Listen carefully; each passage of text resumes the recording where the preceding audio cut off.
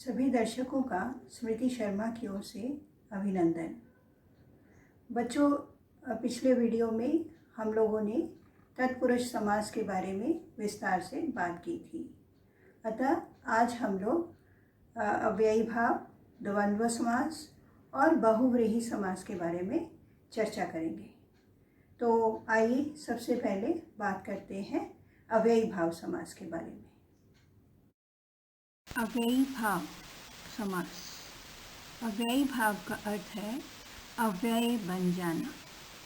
अव्यय वैसे तो 4 प्रकार के होते हैं: क्रिया विशेषण यानी एडवर्ब, संबंध बोधक यानी प्रेपोजिशंस, समुच्चय बोधक यानी कंजंक्शंस और विस्मयादि बोधक यानी इंटरजेक्शंस।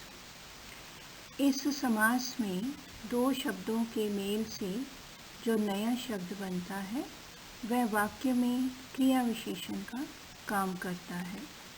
इसका पूर्व यानी पहला पद अव्यय और उत्तर यानी बाद वाला पद संज्ञा या विशेषण होता है। जैसे समस्त पद है यथाविधि, इसका विग्रह होगा विधि के अनुसार।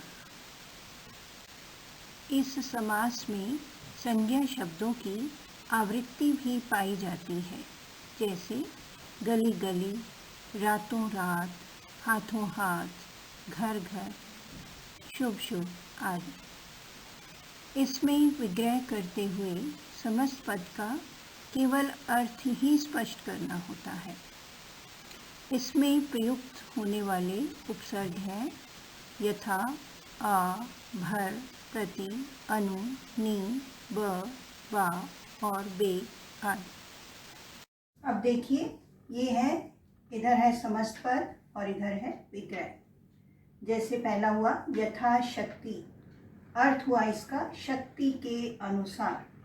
अव्ययी भाव समास में उपसर्ग भले ही एक ही हो, लेकिन उनके अर्थ अलग अलग हो सकते हैं। फिर है यथाशीघ्र, इसका अर्थ हुआ जितना शीघ्र हो सके। यहाँ यथा दोनों में है, लेकिन अर्थ दोनों में अलग अलग है। फिर है आजन्म, इसमें भी आ उपसर्ग का अर्थ है जन्म से लेकर। फिर है आजीवन, इसका अर्थ हुआ जीवन भर। जैसे उसने आजीवन प्रयत्न किया, मतलब जीवन भर प्रयत्न किया। फिर है आमरण, इसमें आमरण का अर्थ हुआ मरने तक।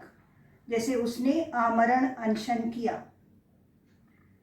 इस अव्ययी भाव समास में संज्ञा शब्दों की आवृत्ति भी पाई जाती है, लेकिन उसमें भी शब्द के अनुसार ही अर्थ अलग अलग हो सकते हैं।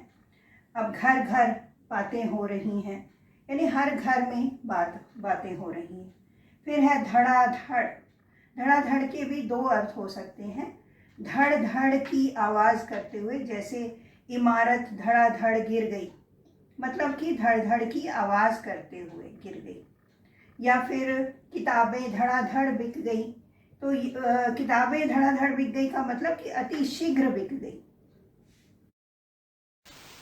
जिन समस्त पदों के दोनों पद प्रधान होते हैं तथा मिलकर एक अर्थ प्रकट करते हैं, उन्हें द्वंद्व समास कहते हैं। जैसे माता पिता का विग्रह हुआ माता और पिता। विग्रह करने पर और अथवा या का प्रयोग होता है। जैसे उदाहरण देखिए, समस्त पद है सीता राम, विग्रह होगा सीता और राम। फिर है राजा रंक, राजा और रंक। 2 4, विग्रह हुआ 2 या 4। फिर है गंगा यमुना, विग्रह हुआ गंगा और यमुना। ऊंच नीच का विग्रह हुआ ऊंचा या नीचा। इस प्रकार दोनों शब्दों के मध्य में जो योजक चिन्ह है, विग्रह करते समय उस चिन्ह के स्थान पर और अथवा या का प्रयोग हो जाएगा। और समस्त पद बनाते हुए इसके विपरीत और अथवा या के स्थान पर योजक लग जाएगा।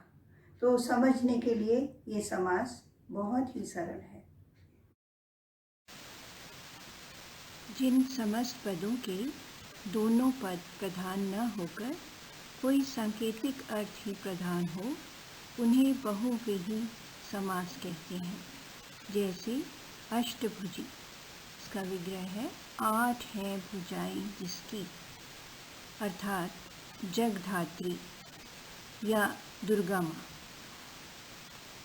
विग्रह करने पर इनमें वाला, वाले, वाली या जिसका, जिसके, जिसकी अर्थ पाया जाता है। अर्थात जब विग्रह करेंगे तो इनमें से कोई एक शब्द अवश्य प्रकट होगा। अब बहुव्रीहि समास के उदाहरण देखिए।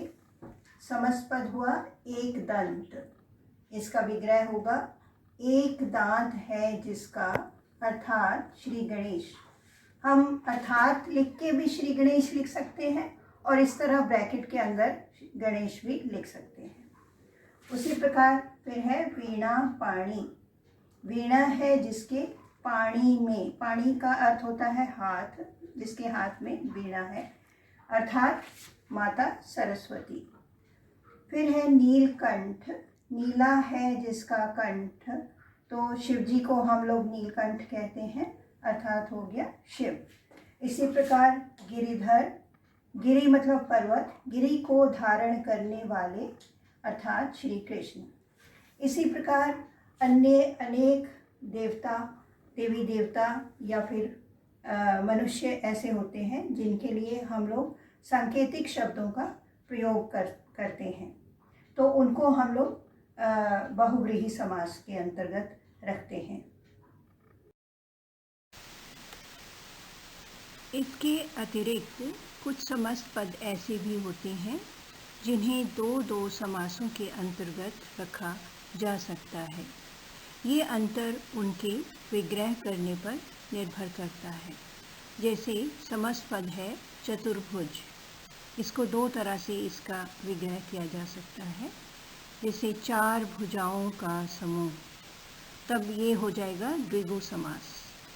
अगर हम इसका विग्रह इस तरह करते हैं 4 भुजाएं हैं जिसकी, अर्थात विष्णु, तब ये किसी देवता विशेष की ओर संकेत करता है, तो ये समास हो जाएगा बहुव्रीहि। उसके बाद आता है त्रिनेत्र, 3 नेत्रों का समूह, तब ये द्विगु समास हो जाएगा। और अगर इसका विग्रह होगा 3 नेत्र हैं जिसके, अर्थात शिव, तब ये समास होगा बहुव्रीहि। उसके बाद आता है अष्टाध्यायी। एक ग्रंथ को कहा जाता है 8 अध्यायों का समूह, तब ये द्विगु समास कहलाएगा। और अगर हम कहते हैं 8 अध्यायों वाला ग्रंथ, अर्थात पाणिनि का व्याकरण, तब इसको हम बहुव्रीहि समास के अंतर्गत रखेंगे। इसी प्रकार समास के कुछ उदाहरण ऐसे भी हैं जो कर्मधारय और बहुव्रीहि में समान रूप से पाए जाते हैं। इनका अंतर समझने के लिए हमें इनके विग्रह पर ध्यान देना होगा। जैसे पहला उदाहरण देखिए, नीलकंठ। नीला है जो कंठ, जब हम इसका ऐसे विग्रह करेंगे, कंठ की विशेषता है कि नीला है वो, तो इसको हम कहेंगे कर्मधारय समास, क्योंकि इसमें कंठ की विशेषता बताई जा रही है। परंतु जब हम इसका विग्रह ऐसे करेंगे कि नीला है जिसका कंठ, अर्थात शिव, तो इसको हम बहुव्रीहि समास कहेंगे, क्योंकि ये नीलकंठ शब्द जो है ये शिव जी के लिए सांकेतिक शब्द है। इसी प्रकार पीतांबर, इसका अगर विग्रह हम करते हैं, पीत हैं जो अंबर, अंबर का मतलब वस्त्र, तो इसको हम कर्मधारय समास के अंतर्गत रखेंगे। और यदि हम इसका विग्रह करते हैं पीत हैं जिसके अंबर, अर्थात श्री कृष्ण, तो ये बहुव्रीहि के अंतर्गत रखा जाएगा। इसी प्रकार शब्द है सुलोचन। सुंदर हैं जो लोचन, तो ये समास हुआ कर्मधारय। अगर हम कहते हैं सुलोचना, तो हम किसी विशेष स्त्री की ओर संकेत कर रहे हैं, तो इसका विग्रह करते हैं सुंदर है जिसके लोचन, अर्थात कोई स्त्री विशेष।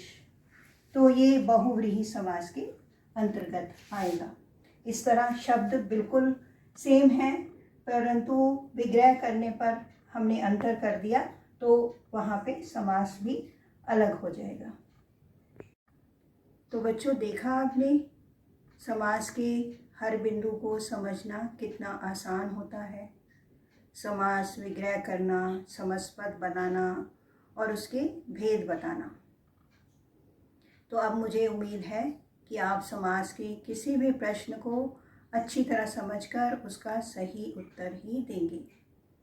और एक काम आपको करना है, वर्णआरव चैनल को सब्सक्राइब करना है और अपने मित्रों के साथ शेयर भी ज़रूर करना है। जय हिंद।